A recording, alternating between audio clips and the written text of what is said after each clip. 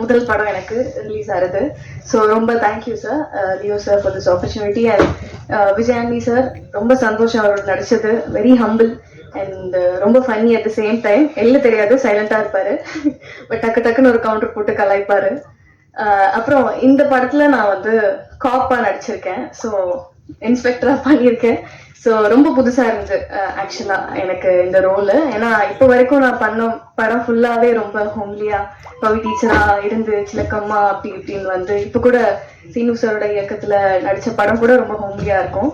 So இது வந்து மாற்றம் ஒன்று தான் மாறாதது மாதிரி ஒரு டிஃப்ரெண்டான ஒரு ஜானர் பிளஸ் டிஃப்ரெண்டான ஒரு கேரக்டர் கூட.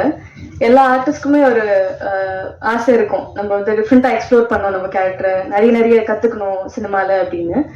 எவ்வளோக்கு எவ்வளோ பேஷனேட்டா வந்தனோ, எவ்வளோக்கு எவ்வளோ இப்போ எனக்கு ஆதரவு கொடுத்து இங்க கொண்டு வந்து நிறுத்திருக்கீங்களோ அவ்வளோக்கு அவ்வளோ என்னோட பேஷனும் இன்க்ரீஸ் ஆகிட்டே இருக்கு ஒரு படத்துலயும்.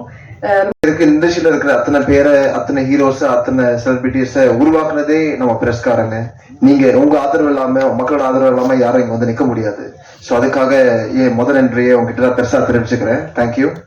அண்ட் மார்கன், இந்த மார்கன் அப்படிங்கிற படம் வந்து விஜயாண்டி ஃபிலிம் கார்பரேஷன் தயாரிச்சிருக்கு. இந்த படத்தை தயாரிச்ச என்னுடைய அத்தை ஃபாத்திமா விஜயாண்டி நான் ரொம்ப கடமைப்பட்டிருக்கேன். ரொம்ப நன்றி. அதுக்கப்புறம் விஜயாண்டி சாருக்கும் நான் ரொம்ப நன்றியை தெரிவிச்சுக்கிறேன். லியோ சார் சொல்லலாமா சார் ஏதாச்சும்?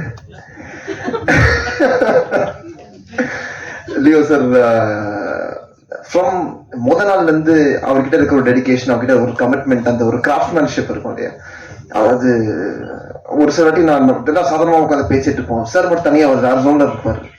சரி நம்ம ஏதாவது தப்பா பேசிட்டோமான்னு உட்காந்து யோசிக்கும் போது சரி ஏதாவது தப்பா இல்லை, நான் அங்க இருக்கேன், நான் வரேன் அப்படின்னு சொல்லிட்டு அவரே தனியா ஒரு சில ஜோன்லாம் டிராவல் பண்ணி, பட் அதோட அந்த ஜோனுக்கான ரிஃப்ளெக்ஷன் வந்து நான் படம் பார்க்கும்போது நான் கத்துக்கிட்டேன்.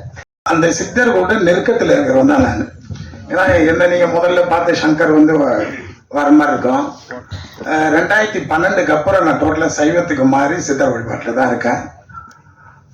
அவங்களுடைய தொடர்பு கிடைக்கன்னா அவ்வளோ சாதாரணம் கிடையாது. அவ்வளோ சீக்கிரமா அங்கே போக முடியாது. எப்படி சொல்லனா, தேவபிரான் தன்னை திவ்ய மூர்த்தியை யாவர் ஒருவர் அறிவார். இந்த உலகத்தில் எத்தனை கோடி மக்கள் இருந்தாலும் அவங்கள உணரக்கூடிய அறிவு அந்த 100 ஆண்டு பொறுத்தது தான். யாவர் ஒருவர் அறிவார், அறிந்தது கேள்நில் உணர்நில், உணர்ந்த பின் ஓதி உணர்ந்தவர் ஓங்கி நின்றாரு.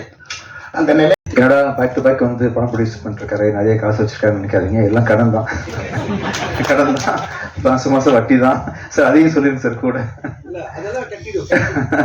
சரிங்க சார். நம்பிக்கை தான், டைரக்டர் லியோ மேல வச்சிருந்த நம்பிக்கை தான்.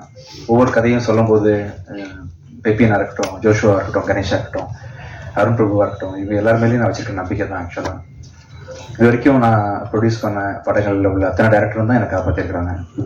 ஸோ அவளை பார்க்கும்போது ரொம்ப நம்பலான்னு தோணுது, நம்புறேன், பண்றேன். Thank you so much. இந்த கடன் சொல்லி சார் வேற ஏதாவது ஆயிரப்போகுது, அதுக்காக ரொம்ப சந்தோஷமா இருக்கு. இந்த படத்துல வந்து லியோ அளவுக்கு ஒரு சின்சியரான ஒரு மனிதர் நான் பார்த்ததே இல்லை. ஆக்சுவலா உண்மையிலேயே ரொம்ப ரொம்ப ரொம்ப சின்சியர்.